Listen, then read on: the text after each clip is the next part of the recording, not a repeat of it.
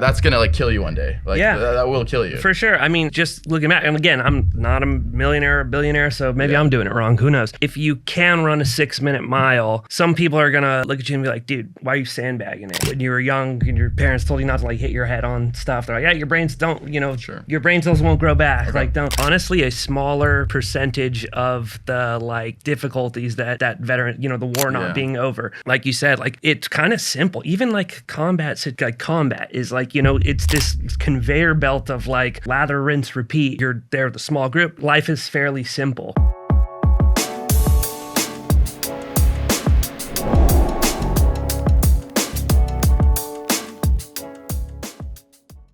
Episode 90, Stay Classy Podcast. Here we go. We got Jordan here. Jordan is the owner of WindanSea Coffee. He's also a Navy veteran, and he does a number of other things as well that we're going to get into. But I really wanted just to start off by this is something I noticed about when I was looking at WindanSea Coffee recently on the website. Well, actually, I don't think it was on the website, but it was in some of the information you sent me when we originally got introduced, which was you mentioned how you utilize plant medicine and surf therapy. Like you've used it for yourself, right? Since your experiences in the military, and you actually, we'll get into this later, but you use this in your philanthropy towards other veterans, towards helping them transition and heal back into society. So I want to start there with like, what got you into plant medicine and surf therapy? Because those sort of sound like really alternative approaches to, traditional, going up and signing with a counselor and, kind of going through those kinds of methods, which there's nothing wrong with that. But you kind of have these alternative approaches that are very sort of natural-ish and have this different feel. So what got you into that? Like, what was the starting point for that? What difference has that made for you? Yeah. So, thanks, Steve. So backing up a little bit, like you mentioned in my background, I'm a Navy vet. I'm actually trained as a medic. I was a medic with Marine Special Operations.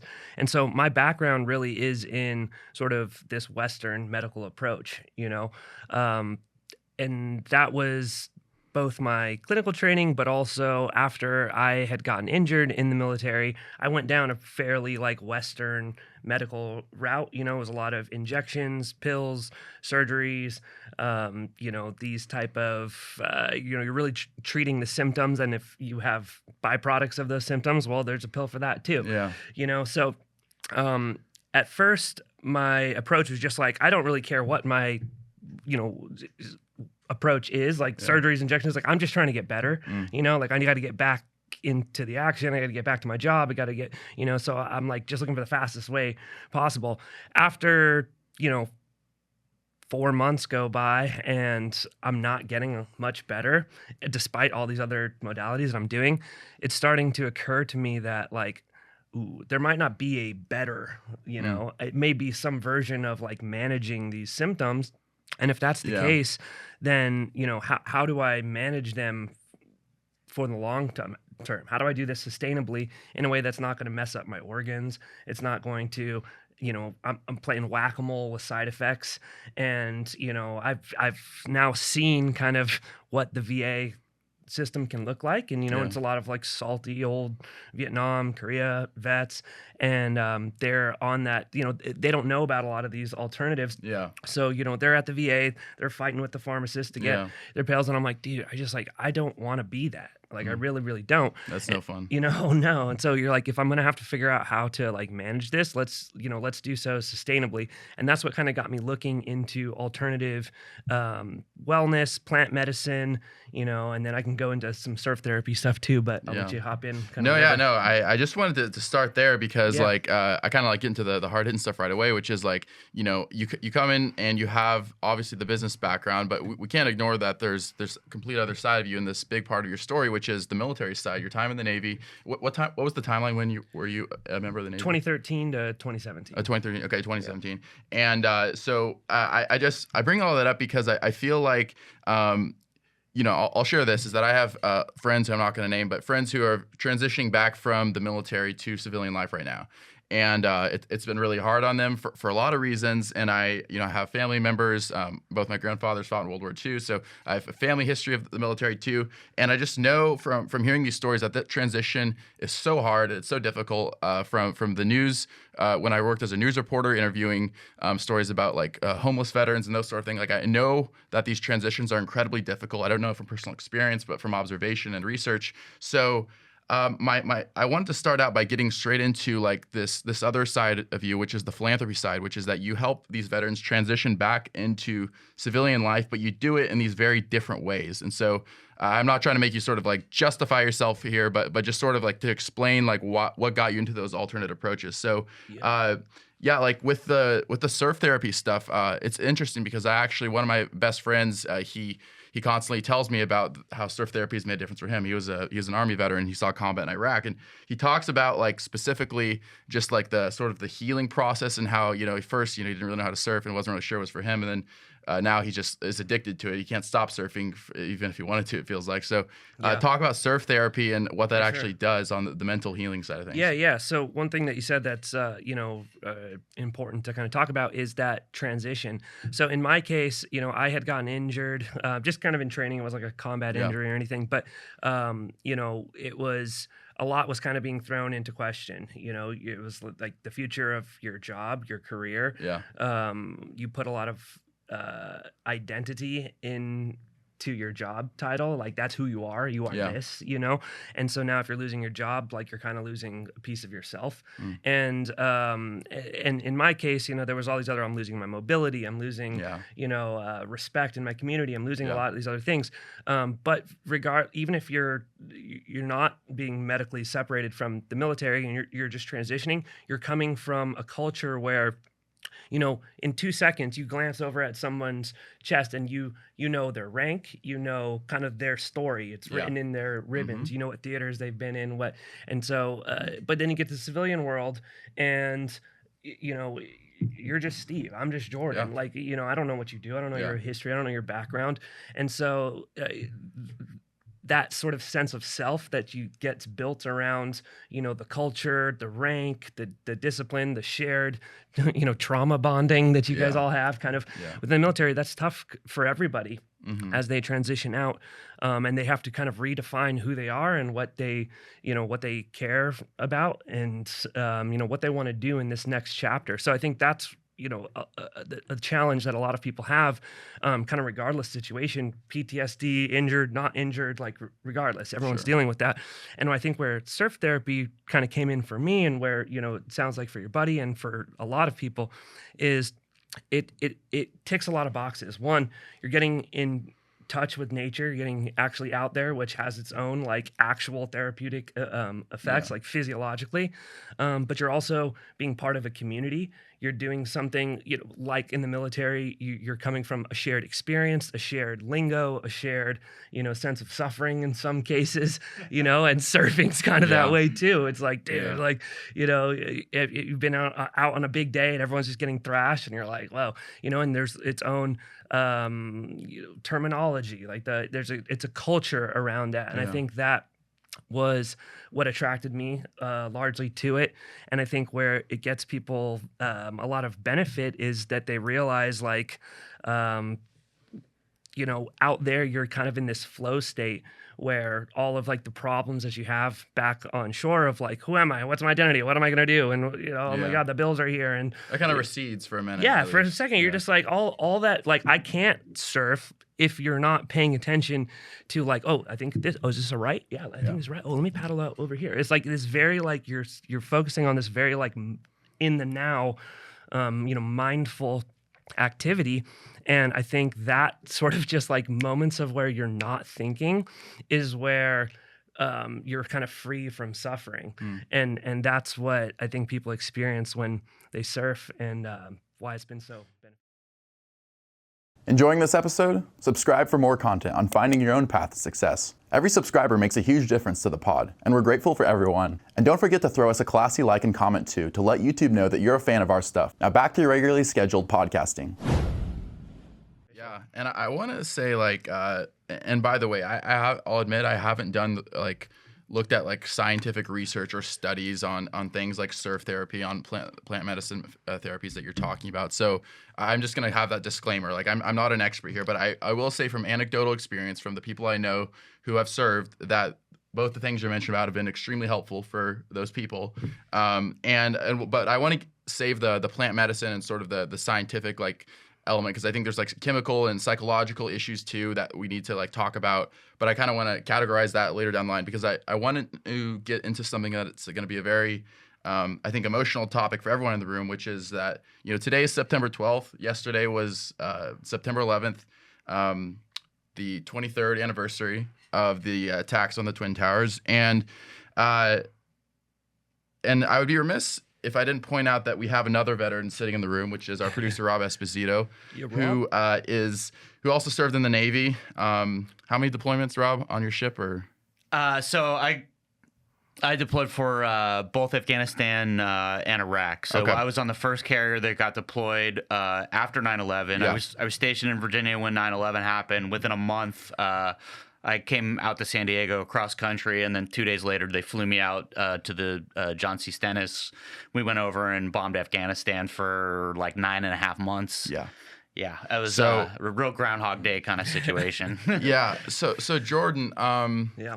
and I'm not gonna be rude and ask your age, but I will say like you weren't in the military at that time, No. but when 9/11 comes around every year, like when that date comes around, just what do you feel, given now that you've served, especially, like what do you feel, like what comes to mind on days like that? And when I say days like that, I mean other days that have a lot of significance to members in the armed forces in particular, like Veterans Day, like Memorial Day. For sure. So what are the emotions that you feel? Like what sort of comes to mind for you personally? Let's start there. Yeah. So, talking about like 9/11, for example, I think one thing that's been interesting for me is that the significance and sort of the emotional, like what I feel about 9/11 or on 9/11 has evolved over the years, you know? So yeah, like you mentioned, I was, I think 11 when 9/11 happened. So I was like 6th grade, 7th grade. And everyone kind of remembers where you were. I was like just showed up to school, and they had the TV on and they were talking about this, and I remember just being like so like confused and kind of scared, but mostly just like angry, or like why would somebody do this? Like, you know what I mean? And like I was like, I didn't really quite know it at the time. Like, it's not like I was like, I knew I was going to join the military. Like, I didn't. But I remember thinking, like, I wish I could have done something about that. You know what I mean? Like, I took it very, like, personally, you know? And then as the, maybe by the time that you're in, there's sort of a sense of, like, yeah, now I'm in that fight. Like, I signed up. I showed up. I'm doing my part. And then as the years kind of go by and you kind of realize, you're like, dude, we're 20 years into this thing, and the goalposts have kind of shifted, and we, what are we doing? Why are we still sending guys over there? Like, how many generations of people are we going to send to go die on some dirt lot that we don't really have like any. We had a reason to go, and now it's sort of like it's kind of gone. And then I think as I get older too, and like you start learning a little bit more about, like, Saudi Arabia's connection to the financiers of the hijackers and where people were trained. Weren't 14 of the 19 Saudi? Right, like, there's all this Saudis? stuff, and you're like, dude, like, even the story that we were told isn't really the story of what happened. And so how does that make you feel? Because, like, on the one hand, there's got to be all this like rightful like pride and loyalty to the military and towards your brothers and sisters in arms. On the other hand, that's got to be hard to look at that other set of facts. Like, how do you like reconcile that? Yeah, sure. I guess where the way I think about it is that the people who go to fight the wars and the people who start the wars will never be the same people. There's always going to be different, because it's typically like the underclass, like the poor, like these are the people that go fight and die, and it's the upper class that kind of they have stocks in military contracting firms, or they're they are on the other side of the equation. They can, they're senators. They can, push the chips around the board, and it's not their kids that are going to go die. No skin in the game. Yeah, they don't have the skin in the game. What's the CCR song where it's what's it? Fortunate Son, right? Yeah, exactly. What's the line about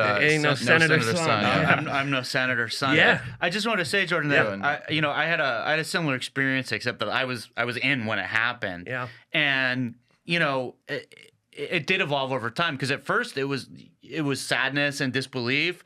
But then there was this like real like we want revenge, right? Like, and we were so excited to see all this gun camera footage of these guys getting blown up out in Afghanistan. It was, at the time, it was so exciting. But now, years later, knowing the true story and all the stuff that happened, it feels kind of dirty to be part of that. You know, to realize that we were kind of used. Right. You know, right? Totally. Yeah. So I wanted to say, and there's kind of a top more like kind of on the mental health front and the personal side of things when it comes to war that I want to get into. But I will say on the kind of the broader macro like foreign policy spectrum, I'm not gonna like give all my opinions here, but I will say this, that I was thinking yesterday to myself, like, is 9/11, has it really been about like honoring the veterans, honoring the fallen of that day and the people who fell in the wars to come? Or is it sort of become this dark symbol of our collective societal desire for vengeance and bloodlust? Interesting. And I was kind of thinking about that. I thought about like posting to like, my social media followers, not that anybody really gives a fuck what I have to say on those accounts anyways, but just like, I was thinking like, man, like it's hard because obviously I didn't lose anyone 9/11. I haven't lost anyone directly in the wars that followed. So people are like, who are you to say like, but I was just thinking and reflecting on just how long we stayed afterwards. Because, I did have a friend, he wasn't in Afghanistan, but he was in Iraq. He saw combat, he lost friends, he suffered injuries himself. And I was thinking like, man, like, what was it all for? How does he feel about that? Sometimes I even hesitate to ask him because it's a sensitive topic. So it's like, man, like that's got to be hard on a lot of these people who feel like their sacrifice was, I don't want to say wasted, but like it just feels like maybe it kind of went into the ether. Like, sure. I guess there's different like apertures that you can look at conflict or something like that. Yeah. So, there is the big picture strategic, like, okay, what did my impact do? Did we clear that city? Did we, stop? We cleared Mosul. We did, whatever the case is. And did that matter? And then I think where most people kind of are, like, especially if you've been on the ground and it's like if you want to look at strategic and big picture, you're like, I'm here, and that means my brother doesn't have to be here. Yeah. My sister, my mom, my father, Yeah. Like I'm kind of holding this line so that like they can go live society, like I really do support like if you want to be on a college campus and you want to wipe your ass with the flag, I support that because we're one of the only countries in the world where you can do that. That is part of our identity. Go do that in Iran, see how that works out for you. Go do that in Gaza, see how that works out for you. So like I support go try that. to protest for LGBTQ rights in Gaza, see how that goes. I support that. So it's like part of the picture is like I'm glad that you're not there. The other side of it is like I'm here. I'm doing my best so that you can go home. Yeah. You know what I mean? Like, I don't give a shit what the big picture, strategic picture, if it matters or not. What matters is that, like, I did my best so that you could go home, or I can make your day, like, a little bit easier. It's kind of, you take on that, like, second family, mindset where it's like, everyone kind of has a role, and then you start doing these stupid menial tasks, but you're doing them for the people that you're around. So I think in that sense, like that kind of gives people like that have been there a justification that like you've done your best. Yeah. Well, it's interesting because a number of like people I've talked to and, in books I've read that were written by people who served in the armed forces, all the way from Hemingway up until the modern day, I just continually get this sense from World War I until the present day that, and Rob's probably gonna be sick of me hearing this particular spiel because he's heard it before, especially in our last podcast about World War I. But like my personal opinion about that war, not World War II, but World War I, also known as the Great War, is that I think in the last few years of that war, a lot of those like 17, 19-year-old dudes didn't even really know what the fuck was going on. They didn't really know what the war was about. The aristocracy was shipping them off to fight each other in the trenches, and they're dying in the mud in Western Europe, and that was that. But like, I don't think a lot of people know what the war was about. I feel like the consistent story I've heard though from books from Hemingway onwards and from stories from other veterans is that at some point you kind of like don't really think too much about that macro stuff, and it becomes more about the brother on my left, the brother on my right. Like it becomes about like, I don't really know exactly what this is all about, but I know that this matters to me in this moment. Yeah. And like that's what like kind of motivates you to get up in the morning. That's what kind of motivates you to fight. For sure. I mean, there's even, I think it might be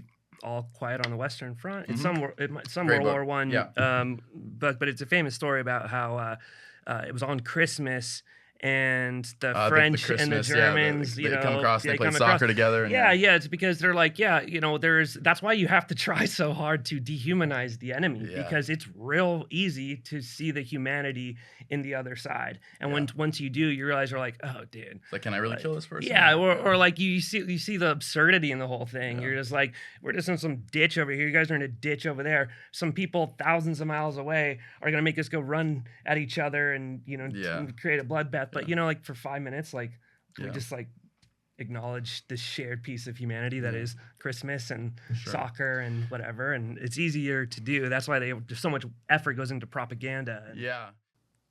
Hey there, classy viewers. Thanks for listening to our podcast. We're dedicated to providing you with quality content that inspires and brightens your day. But keeping it classy can be expensive. If you enjoy our content, we're asking for your support for the podcast using the donation link in the description below. Donations mean the world to us, and even as little as $5 can make a huge difference in helping us make this podcast a reality. Plus, donors are added to our shortlist to be the first to receive exclusive offers on merch, extra content, and even chances to appear on the pod. Anything you can give would truly be appreciated. Now get back to enjoying the rest of the podcast, and as always, stay classy. And just to bring this back to 9/11, like, because my original question was like, what do you feel comes to mind? I will say this, although like I've never served and like have no, not even like in my direct like siblings or anything, like no one served, but my dad's father who passed away a long time ago, well before any of us were born, from lung cancer I think in the early 80s, but he served in World War II. He was an officer. He was a Marine Corps officer.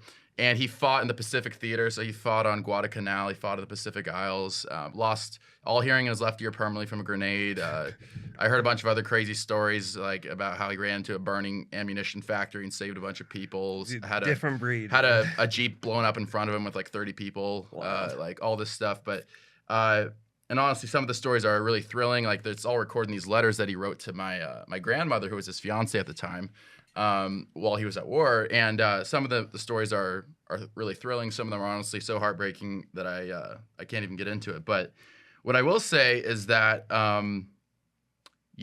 obviously not to do with 9/11 specifically, because he passed away a long time before 9/11. But when days like that come to mind, I think I think about the grandfather I never met. I think like how would he have felt about on days like this? And he never talked apparently about the war, never spoke of it. It was only all this stuff was discovered after he had passed away about these letters and stuff. But I was just thinking like when it what I feel is that about like kind of from that perspective of kind of the idea of like the only people who see the end of war are the dead, like you've heard that quote. I used to think that meant like, there's like human history is just like a continuous cycle of war, which may be the case. Like, I think that is the case actually.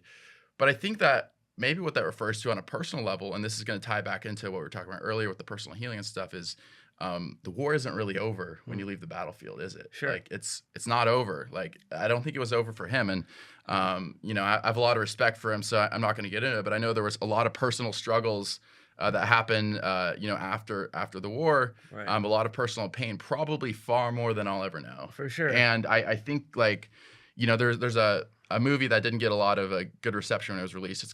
I think it's called Murphy's War. Anybody heard of it? It was released in the early 70s. I think the actor was Peter O'Toole. But the only thing I really remember from that movie, I saw it once a long time ago. I don't think it was even the best movie, but there was a line near the end. The storyline is basically this guy's hunting down the Germans that sunk his ship and killed all of his men. Or killed all of his like comrades, and he's hunting down this German submarine, and then they get the signal that the war is over. The Germans have surrendered, but he's like at the gunner's turret, and like everyone's like, dude, like you got to chill, like the war's over, man, like you can't like.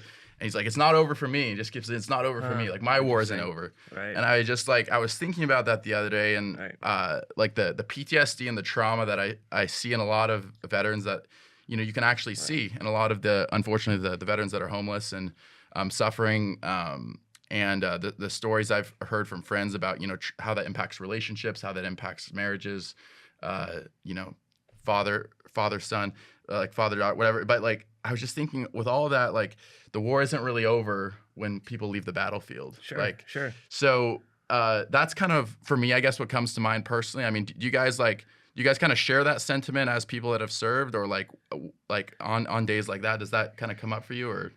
Oh yeah, 100%. Yeah, 100%. And look, I was in the Navy. I was on an aircraft carrier, and it still took me a couple of years to get my head straight after, you know, being involved in all that stuff. And I was never even like in combat getting shot at. Sure. You know, and you have all the moral questions. Like I said, you start with this anger, and then after a while, you start to question yourself, and you know, and war kind of can make you a terrible person. It can make you kind of see red and want blood, and it's, you know, it's kind of a terrible thing, and it's really, really hard to come back from that.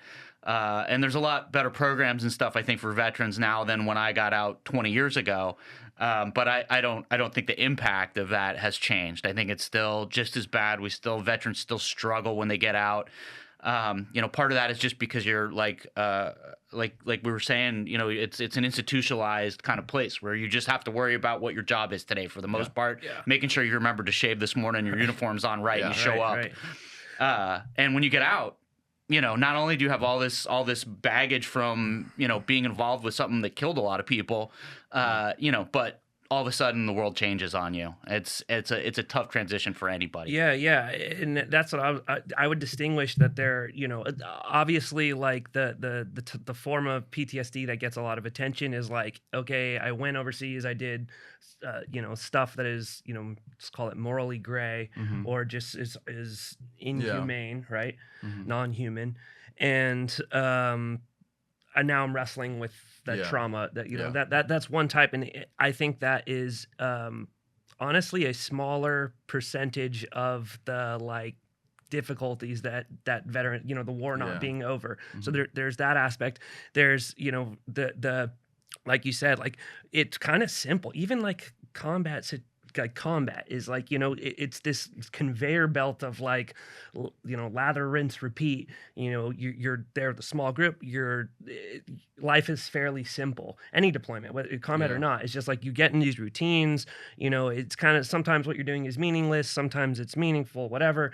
But it's simple, right? Yeah. And then you get back here, and it's just like everything is dynamic. There's no right or wrong answers. You know, so that's a trauma. And then the third trauma that I think, you know, is that a lot of people deal with, and this kind of gets brought out with some of the like plant medicine, like ayahuasca, like psilocybin type of retreats that people do, is so sometimes the trauma began before the military, and you brought that into the military, you know, and maybe that was your reasoning why you know, I didn't want to be bullied, and I was always bullied, and, you know, my dad was an asshole, and and so I needed to go make a man for myself, and I joined the Marine Corps, and I, you know, and I did that, and so it's like the trauma. Yeah, you went to Fallujah and you did all sorts of crazy shit, but that the trauma started from your childhood, you know, and so I think when you factor in all of that together, and then, you know, your wife that you know is pregnant now with somebody else's baby that had on you factor in all that stuff too, and that's where the war, I think, is not over for people. But the PTSD part, I think, it's a smaller fraction than but it gets a disproportionate amount of the attention. Only one in, I think, like every 10 people in the military is actually a trigger puller, right? Like most people are techs, they're in the rear with the gear, they're working with artillery or in aviation, a medic, whatever. You're not out there killing people, but you're still a huge part of it. Yeah. So I want to get into the therapy part then. So I mean, this is a really complex issue, and it's something that I again, and I'm going to say it just one more time, but I'm not an expert in yet. Like, you know, I hope to be someday, but there's so many variables at play here. There's real psychological and chemical challenges, like in the human brain, that contribute to things like PTSD, that 100%. contribute to mental illness. Like 100%. those are real. I'm not going to come on here and say like, oh, well, like like for me, I've had a tumultuous history that I've shared before with mental health and with medication. Currently I'm not on medication, but I'm not going to come here and be like, oh, well, for me, this worked, so it's going to work for all of you. Like I don't take my meds anymore. So like, just everybody get off. No, like Right. don't fucking listen to me. Right, Like right, if I say right. that, like, For sure. kick me out of the studio. But Get them some meds. yeah, give me some meds. But like, it's complex because, and it's also a very emotionally charged topic because people are affected by this. So for you though, like what's worked, like as far as like on the sort of scientific side with like the alternative medicines that you've employed, and how does that have a multifaceted approach to the psychological, the chemical, the kind of the everyday life, like the emotional, like how do you tackle those different areas with your approach? Totally. So yeah, there's kind of a lot I want to unpack about what you said. I guess one of the first things we can talk about, like physiologically, what's happening with sometimes in the brain when you're having like some mental episodes or something like that, a mental situation. And then in the body, something more like physically based, inflammation, pain, sleep, these type of deals. But so going back to like mental, let's talk about like stress and anxiety and sort of like depression, addiction, these type of symptoms that are mental based. Sure. Well, one thing that has like kind of bridges that gap of both physiological and mental are traumatic brain injuries, and that's a very common thing that you find in the military because you experience these from blast trauma too, and like they're just now starting to like realize like, oh, there's a lot more, like whatever we thought was like a safe distance or a safe number of explosions or it only explosions over this big. They're starting to look at that and realize like, oh, when we're peeling back the brain and we're seeing CTE kind of even, from people throwing repeated hand grenades, so now you're talking about breaching doors in hallways, and you're getting blowback and it's like your brain is just getting, so you're getting, I mean, I don't know if you saw that movie with Will Smith. I forget what it's called, but he was like a war movie. No, it was a football movie actually. Football movie. It was when they first started. Like he was a famous football player. I'm embarrassed. I think I know about the movie you're talking. Yeah, kind of the football and concussions. Yeah, CTE, concussions. Yeah, I know about the movie. I don't think I've seen it. Right. So his whole deal was that he donated. He was like he was a pro football player, had this major personality change over time, and he was like I think he killed himself, but he was like he shot himself in the chest and was like studying my brain, and they started realizing all these concussions really resulted in changes in his brain that then corresponded to changes in his behavior. Is it a Chargers player? I don't remember what team he played famous for. Chargers guy that committed suicide in the early 2000s. Oh, was that Junior? I was saying Junior Seau? Yeah. Maybe that's not who Will Smith was playing, but regardless. Yeah. So they're we know that about concussive force, if you're using anti-tank stuff or like the Carl Gustav, like a lot of these other like big heavy weapons. But now they're starting to realize, oh, if we're throwing hand grenades at a range a lot, like that could do it. In that case, what about like belt-fed, crew served weapons like 50 cals and stuff like that, in which case you're like, maybe we're driving everybody crazy to have like actual impacts on their brain that could then translate to behavior changes down the line. So what I have found to be super beneficial is plant medicine at managing some of these symptoms, because there's a pharmaceutical for everything as well. But in my experience, a lot of the pharmaceuticals came with side effects that then you'd have to use more pharmaceuticals to address, and before you know it, you're shoveling handfuls of pills every day, and you're like, this is just they're my reality. Sure. So looking at like functional mushrooms, for example, what they're finding they do is they enact on what's called your HPA axis, which is your hypopituitary adrenal axis, Okay. I believe. And what that does is it's the part of your thyroid actually that creates adrenaline and produces cortisol. So when you get into that fight or flight response of like, oh, I'm like stressed out, or Yeah. there's a tiger coming, whatever, and you spike on adrenaline and cortisol. Well, as we're going through like daily life, we're kind of in this like low grade, Yeah. adrenaline and cortisol. We're like, oh, my boss is calling. Oh, my bills are due. What I mean? There's no tiger around, but Yeah. these little like cortisol drips all day. And so what like reishi mushroom does is it enacts on that axis, and it down regulates your cortisol production and adrenaline production and gets you back into like that balance, like homeostasis, where you don't feel stressed, you don't feel anxious. And if you're not feeling stressed and anxious, you're not producing inflammatory markers. And maybe that's why that knee won't heal. Every time I go to the gym, my knee's been kind of clicking. I wish it won't just get better. Well, if your body's in like a constant state of low grade stress, it's not going to get better, because it's just going to keep on sending inflammation to that joint.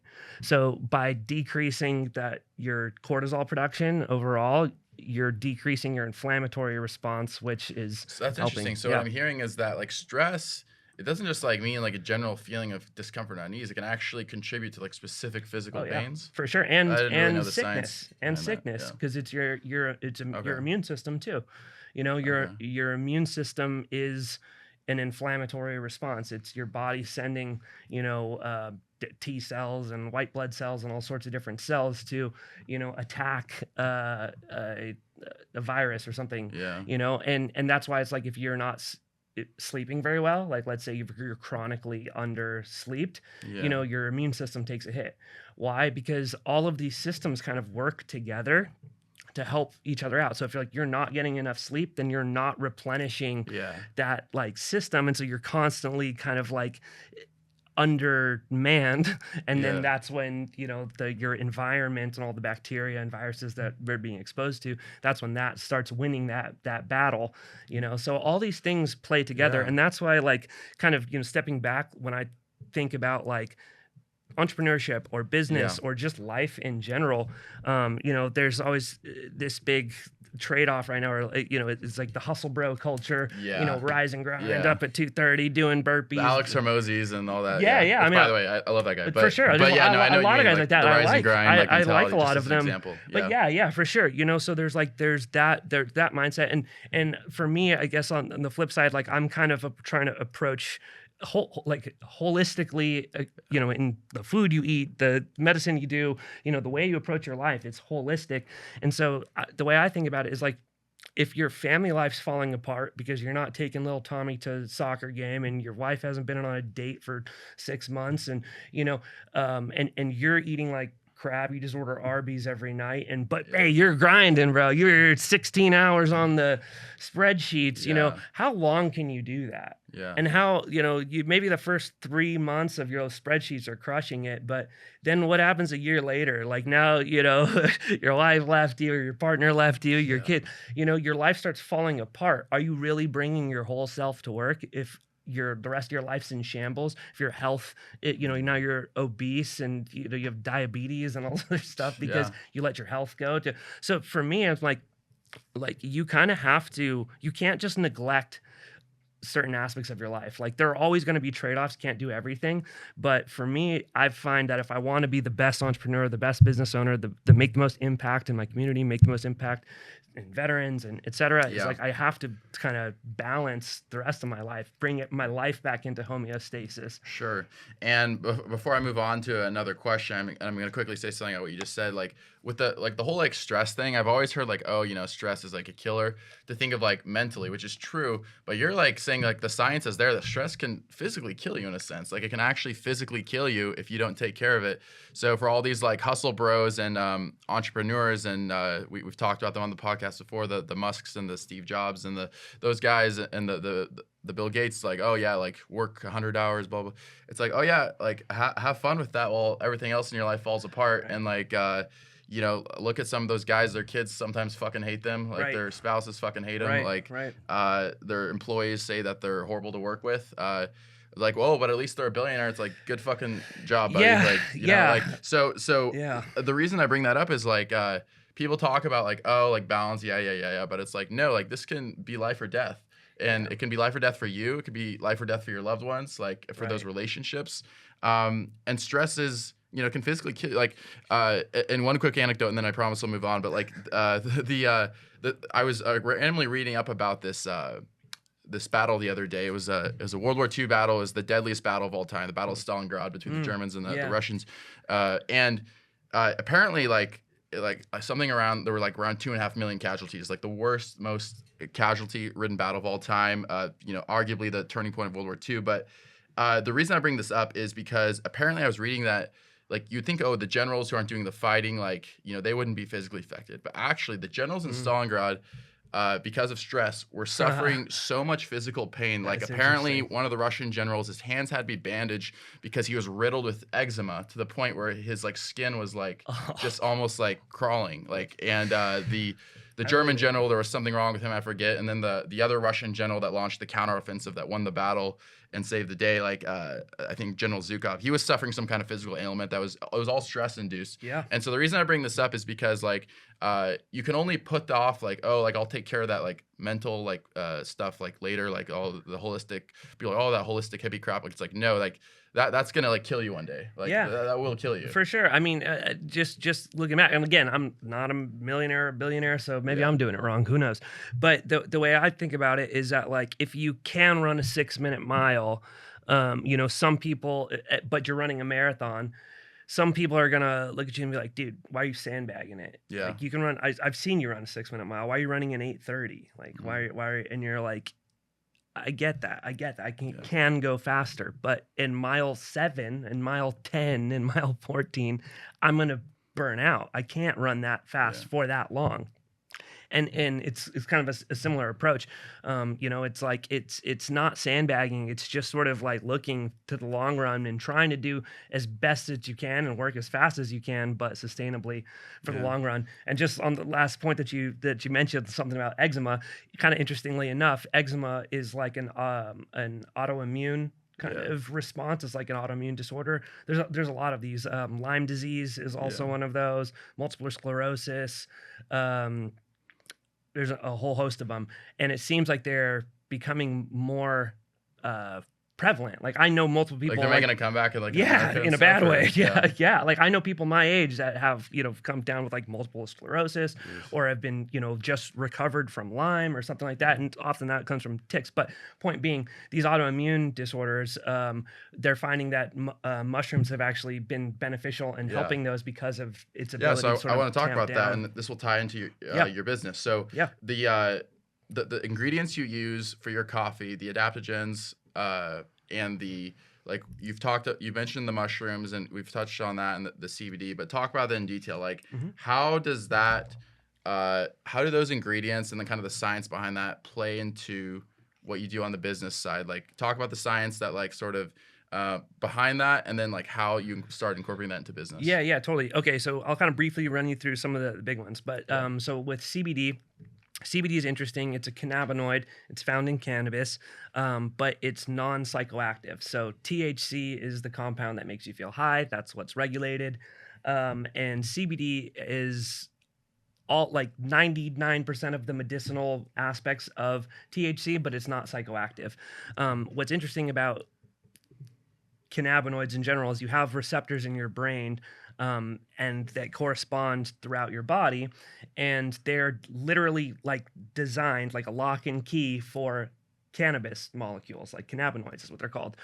So taking them externally from the cannabis plant is one way of getting them. It's called exogenous cannabinoids, or you can produce them internally, which are endogenous cannabinoids, and things like the runner's high, getting into like that flow state. Your body naturally produces cannabinoids, which are like a feel good, kind of bringing your body again back into homeostasis. So that's cannabis or CBD.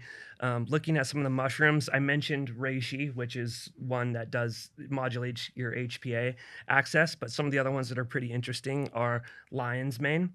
It's a big white mushroom, looks like the head of a lion. That's why it's called that. And that mushroom has been studied and found to regenerate brain cells and nerve cells. So, when you were young and your parents told you not to like hit your head on stuff, they're like, yeah, your brains don't, Sure. your brain cells won't grow back. Okay. Like, don't, that has largely been kind of the accepted position of it up until fairly recently, where there is actually neurogenesis under certain conditions. And one of them is with the supplementation of lion's mane mushroom. So that's really good for like people kind of suffering with Alzheimer's, getting back like memory, cognitive support, just kind of creativity. It's like a really good like workers supplement. You want to go into the office, or you want to be creative, or podcasting is another like really good one. Cordyceps, they call that the athlete's mushroom. It's really good at helping your body extract oxygen into your bloodstream, or like pull oxygen into your bloodstream. Good in ATP production, so it's just sort of like good for energy, like really nice clean energy, and getting your body to like process oxygen and use it efficiently. Then there's, let's see, turkey tail, really good for your immune system. Chaga, same thing. Chaga, I think, is one of the most nutrient dense, if not the most nutrient dense supplement that we like know about. And so what you start doing is, okay, lion's mane's good for your brain, cordyceps good for like your cardiovascular system. So how you tie it all together. Put it all together, and then you kind of create, and now you're like a head to toe. And while there are many mushroom products out there on the market that are, will do all of these things, there's tinctures, there's gummies, there's the mushrooms themselves. There's, for me, when I was kind of learning about all these things and starting to implement them into my diet, I was like, this is great, but I still had to like remember to do it. You know what I mean? You're not going to get better by not taking them. So I had to, and then if you start, okay, let's get a lion's mane supplement. Oh, let's get a cordyceps supplement. Let's get, you have a medicine cabinet now that's like 4 layers deep of all of this stuff, and you got to buy all of this stuff. And, again, you're not benefiting if you're not taking it. So my thought was that like, I don't need to remember to drink coffee in the morning. Like, it's like the first thing I think about when I wake up. It's like, it's already part of my ritual. And there's this concept called habit stacking, which is like, it's easier to start implementing new habits if you can stack them onto habits that you're already doing. And so if coffee is sort of like this habit and this ritual that I look forward to, that I'm already doing, and that is sort of, I've already made this space in the day for, what if I just made that moment that, when I got in all these other supplements. And so I kind of combined them into coffee, and Did you subscribe yet? If you like our content, it's the easiest way to support the pod. Hit the subscribe button on the bottom right and keep it classy. That. And I wanted to ask you, like, just to be clear, like, and you've kind of like established that connection between like, here are the ingredients, here's how it comes together, and here's how it ties into coffee. But someone listening to this might be like, oh, like, especially people that are wary of anything with the word like mushroom or marijuana, and it like might be thinking like, oh, what, are you encouraging people to go out and take drugs for their mental health issues? Like, but I don't think it's that's an oversimplification, though, right? Because it's not like, oh, like, go out and do shrooms and your problems will go away. It's more like, I feel like what I'm hearing from you is using the right strains and like the right concentrations combined with other ingredients and other therapies, this can help. So kind of like for people that like might get the wrong idea, like, and are thinking like, like this, because there's also another side to this, right? Which is that there is some research out there, which is controversial, that says that marijuana use, mushroom use, drug use can aggravate some underlying mental conditions. So, But what that's not what we're talking about with your products. What we're talking about is like specifically studied strains that mixed with other ingredients can be helpful, right? Like, and just to make sure that your audience is clear, that there are, so THC and psilocybin are the cannabis and mushroom compound that are psychoactive and also federally not legal. Like CBD and these other functional mushrooms and adaptogens are legal and non-psychoactive. So I just want that to be clear. Like even shiitake mushrooms is technically a medicinal mushroom. So if you're thinking about like mushroom coffee in this context, think about it like it's no dissimilar to like a shiitake mushroom coffee. Besides that sounds kind of gross, but you know, like yum. Yeah. But yeah, so that's one thing. And back to kind of what I was saying earlier about like holistic approach to everything. Like I don't believe in magic bullets that you know, like with this one product you will now you'll sleep better and you know, like all this stuff. Like I really do think that you know, holistic foods and superfoods like adaptogens and functional mushrooms are an ingredient in a holistic lifestyle. But there are just other aspects to it, you know. Going outside, you know, moving your body, connecting with other people, eating good foods, exploring, you know, for me, it was surf therapy, it was yoga. I tried things like sound baths, you know, it just kind of like, you know, and then I also explored, you know, like ketamine therapy and psilocybin and some of the other things. So like, there's not a one size fits all recipe. I think it's an exploration. It's something that you kind of engage your entire life into figuring like what works for you and what is sustainable and what sits well with your body. But yeah, you know, functional mushrooms and adaptogens are just a component in a holistic lifestyle. So that's great. Now with WindanSea Coffee, like in the drinks that you serve and the ingredients that you use. And by the way, how long have you guys been open again? We've been La Jolla location. 6 years. So we don't have a brick and mortar, but we're primarily an e-commerce store. We also sell through some like natural food grocers, and we're getting into coffee shops now, serving some of our adaptogen powder products. So what I was going to ask you though is like I'm just genuinely curious, like how, like, you know, you've explained how your coffee has ingredients that other people aren't using. Why do you think other coffee businesses, like other like businesses that provide coffee to other businesses as well and to people, like why are other people not doing what you're doing, or are they? Is this catching steam? Like what's the kind of nature of that movement? Yeah, sure. So I think the nature of the movement is that there's a large like mass scale awakening and education towards, you know, what these substances are, because 5 years ago, you know, if you told somebody that you had mushroom coffee, they'd be like, that sounds disgusting, or they would only associate it with like a psilocybin, like psychedelic, like coffee type of deal.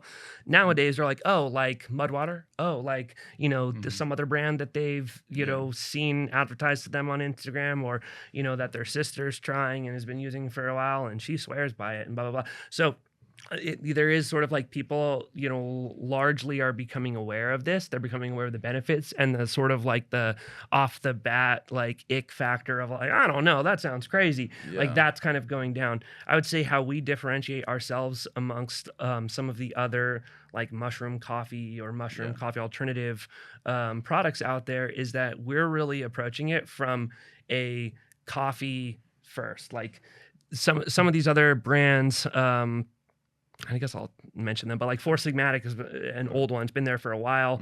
Great company. Tim Ferriss talked about it in the 4-hour work week. So they use instant coffee. Mudwater doesn't use coffee. It's like a cacao, chai, whatever alternative. Rise, you know, they'll use either an instant or it's like some oat thing, or, you know, whatever. And they all have their, you know, approach to it. But for me, I was like, I like coffee. I don't want to drink fake coffee or instant coffee or half coffee. I want to drink coffee, and I want to drink good coffee. I just want my good coffee to also have these benefits, you know? And so that was kind of our differentiator. And then, you know, we use another slight difference is because we have whole bean coffee, which is, you know, keeps your coffee fresher. It really is kind of focusing on the flavor profile. You can change the grind size if you want to do French press or espresso or whatever the case is. But in order to do so, that means we use a triple extracted mushroom extract, which actually increases the bioavailability. So it lets your body absorb it a little bit better. And it also has like almost 10 times the amount of like beta glucans and polysaccharides, which are the compounds. Sorry, I gotta stop you. Yeah. They're just the compounds that stop you and ask you what the fuck that was. And you go ahead and explain. Yeah. It's just like within. So it's like what you know within CBD coffee, right? The compound that makes you feel good is the CBD cannabinoids. Within the mushrooms, okay, reishi mushroom, that's a species of mushroom, but what in the mushroom is actually making you feel good? And there's different compounds: beta glucans, polysaccharides, triterpenes, whatever. Not to get too deep into the weeds there, but those are the things. So just by having a like a whole bean coffee, maximizing flavor, freshness, and also bioavailability by using an extract that is like really easy for your body to, get the good things out of the extract and get into your body. Now, how many? So you guys serve coffee?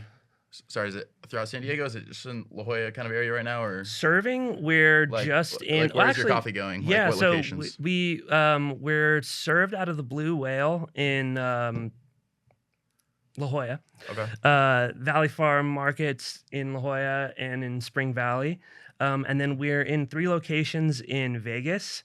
But I'm really trying to get into more marketplaces. Yeah. So what's funny is so for coffee is actually like a relatively difficult to get into coffee shops, even though it sounds kind of ironic. But it's because most coffee shops, they have an arrangement with some vendor that they're using, whatever. And now you're going to add a second coffee vendor to that. Sure. It just sort of complicates. So the flow. I was going to ask you about that. So how do you approach these businesses? And it seems like, correct me if I'm wrong, you kind of got to sell them on your approach and your idea, right? Hey, I have this alternative, kind of coffee, with these unique ingredients that have research behind them. How do you convince them to go with that and not just keep importing coffee from fucking Nigeria or something? Well, so it's, and I didn't mean to be disrespectful by the way with that, but it's just it's actually true that a lot of coffee, especially for some of the bigger chains, originates. The beans are harvested in East Africa. But to my question was, which wasn't phrased very well, was just basically how do you sort of sell people on hey, there's this alternate approach. It's better for people. It's better for the environment. So it's there's different messaging when you're trying to communicate to customers on the internet, my D2C, direct to consumer sort of channels and model. It is what you're saying. It's hey, this is better for you. Here's all the benefits. Here's all the science. Here's what we do. Here's why you're gonna love it. Here's all this stuff. When you're approaching a coffee shop to have them to serve it, they don't really care. I mean, they might care a little bit, in that if that's what their customers care about, but they just care. Is it going to sell? Is it going to be profitable? You know what I mean? Is it worth my time? Because this is another thing now that I got to think about. I got to spend money on. I got to take 5 minutes of my day to listen to your spiel about why you think I should buy it from you. You know what I mean? So you really got to make your points to a business owner. You got to speak to their motivations. Why are they in business? And on some level it might be because hey, I just want to provide the best stuff out there for it. So it's a little bit different messaging because you really got to make business sense to the business owner, whereas you really just got to make health sense and financial sense to the end user. But back to what I found with coffee shops is these our mushroom powders have been a lot easier to get in for service because, like I said, it's hard getting a coffee shop to offer a second coffee there. But if you're offering something that kind of is one step on the other side of the supply chain, right? So use whatever coffee you want. You could use your coffee. You have a great relationship with your vendors. That's awesome. But are you serving a mushroom mocha? Do you have a mushroom matcha? Do you have a mushroom chai latte mix? So you can do this, and we send you some pricing. It's you buy for this much. There's good margin on it. And you don't need new equipment. You don't need anything. All you need is a jar to put it in bulk. And then I'll train your staff. I'll do all this stuff. So I've found getting the powders into coffee shops for service has been easier because it's not as much of a logistical headache for a business owner who really doesn't care that much right now. You gotta pull out all those friction points from them and make it just as seamless as possible. But it's a lot of work, it's definitely something I really went down primarily when I started the business is direct to consumers. What's my value prop? How do I communicate it to people? Social media, blah blah blah, all this stuff. And now, 2024 and probably going into obviously 2025, my focus has really been D2C is expensive. Customer acquisition is really expensive. Just because you have a good product and a website and a good story is not enough to just like, Yeah. the money just starts rolling in. You got to drive traffic to that website, and that's hard and it's expensive. So coming at it from the like, let's look at a business to business channel and strategy, and because it's relationship based, we can get volume sales. We take some of the money that we're making from volume and we can reinvest that into our D2C strategy now. So that's kind great. of in the 24, 25, that's what we're Well, gonna I'm honestly be glad doing. to hear that like business owners that you're pitching this different kind of coffee to are receptive. It's good to hear that like this movement's catching steam. That it's we don't live like in the early 2000s or before where this was just like unacceptable. Like Right. and now it's like becoming more mainstream. But Yeah. my question is actually like just as far as your future goes, like what are your expansion plans? Like how do you see this thing like going? Like right now you're online. You kind of sort of mentioned the possibility of there being a brick and mortar, but like what's your overall like sort of expansion plan? Like what's your vision for WindanSea? Yeah, so I would really love to continue to expand to like throughout coffee shops, because one thing that's been really cool, especially in Southern California, but you kind of see it happening in more places, is there are a number of these like cafes, coffee shops that are opening, and they're not like a Starbucks approach where it's like, let's just, let's have bad coffee and sweet sugary drinks and we'll just get you out the door. Like these are, they're really, I was just at Nectarine Grove. Actually, that was like in Encinitas. I don't know if you've been there, but it was my first time there. Okay.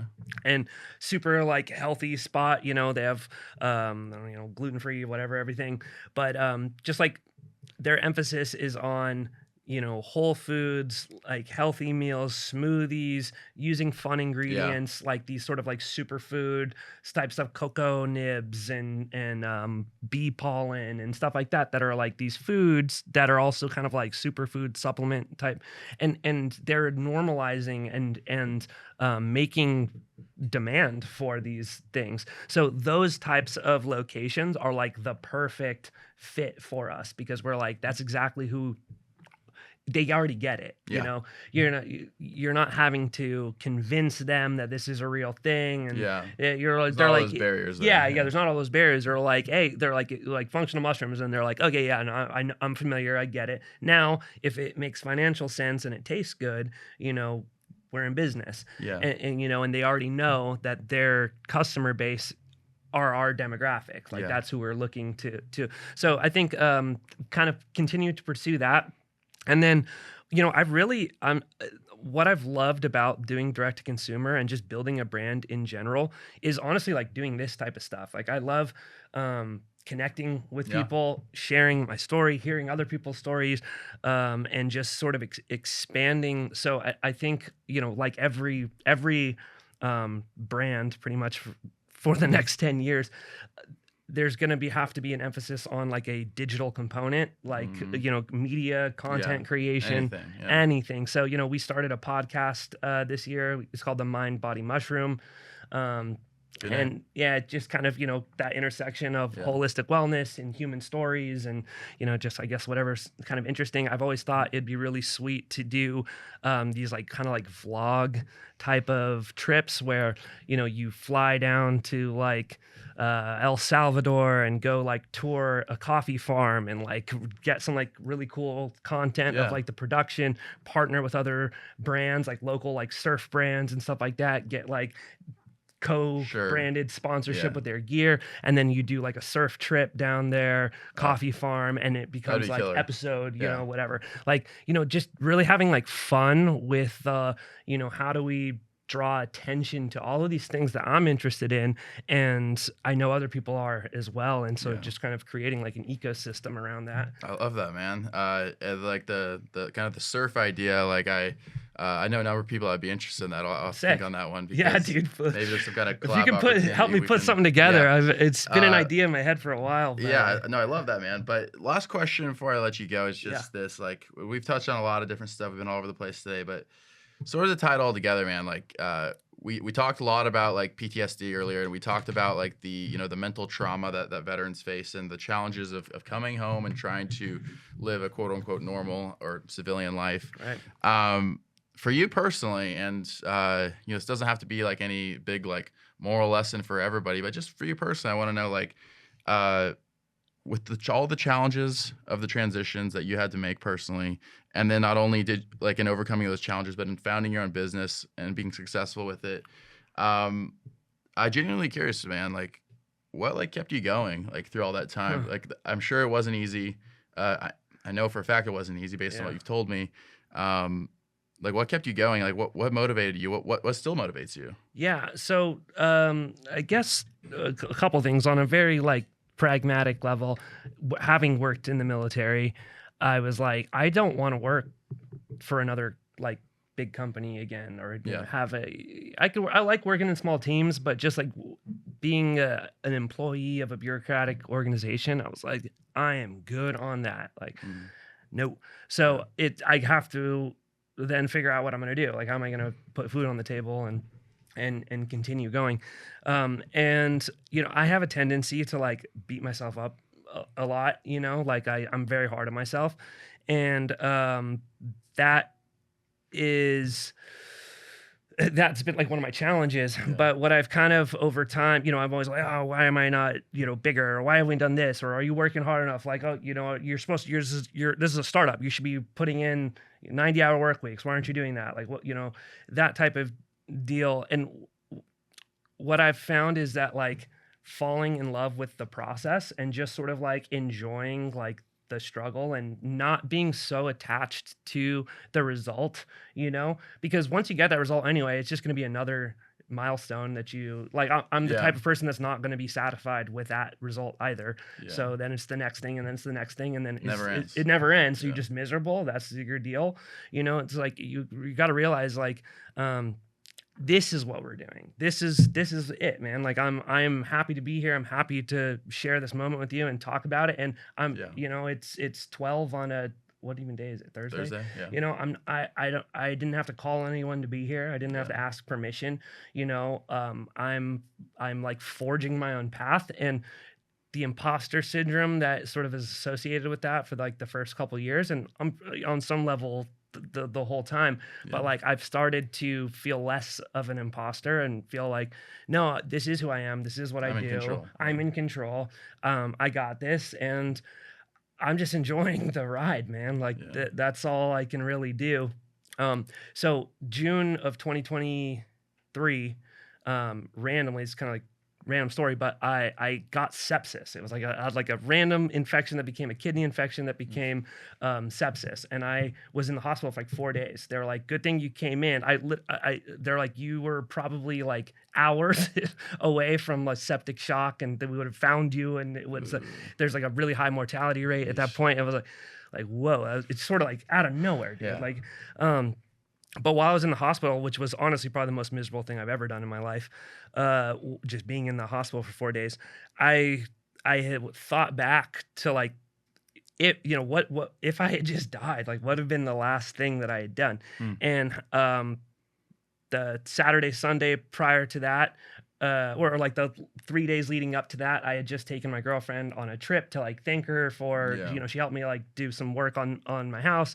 And, so I was like, it was like a whole like gift to her. I was an absolute mess on that trip because I was dying of sepsis, but like the thought that counts, right? But so I was like doing something for my family. And then the Saturday, Sunday, right before that, I volunteered for a surf competition up at Camp Pendleton. It was like a military surf competition. We did a whole setup with like WindanSea. We're just giving out free coffee and stuff like that. So there may have been something right just before that, but like I remember thinking, I'm like, I did something nice for my family. I did something nice for my community. I did, I'm like, if I were to get hit by a car like on the way, out of here, I'd be cool. I'd be happy with that. I would regret nothing, dude. I'd be like, and so that became what it's important. Like, who gives a shit? 10 years from now, if you hit can you look backwards 5 days and be like, yeah, I did those good. Yeah. Those are a good 5 days. You Yeah. know, I'm proud of myself and who I am as a person because Yeah. of that. And that's all it's about, isn't Yeah, it? yeah. I That's all you mean, can do. That's all you can do. And I know I said that was the last question, but I'll just close with this thought. Like, it's cliche. It's like, tell your loved ones that you love them. But for me recently, honestly, and there's not time to get into it now, but just with some of the things I've shared before in this podcast, like, there's been times where those relationships haven't always been easy and it's been rocky. There's been resentment, there's been bitterness, there's been challenges. But I will say this, I've started recently for myself, and I'm not saying everybody has to do this, but started trying to like consciously like call someone I care about every day, basically. Like maybe like one person, maybe more than one, depending on situation. But sometimes I call and it's kind of like, what's up? Like, what are we doing here? Like, You called me. Yeah, you called me. And I don't even know how to say it, but it's like, man, like I just like want to call you, Mom. I want to call you, Dad, because maybe tomorrow I can't. Yeah. Or maybe you can't call me, because we never know, right? Right. And I just kind of want to close with that thought, because I think that this podcast for a long time we've promoted like entrepreneurship and like a business and like hustle and stuff, but I just want to be clear that like those are the things that really matter, right? Yeah, like 100%, that, dude.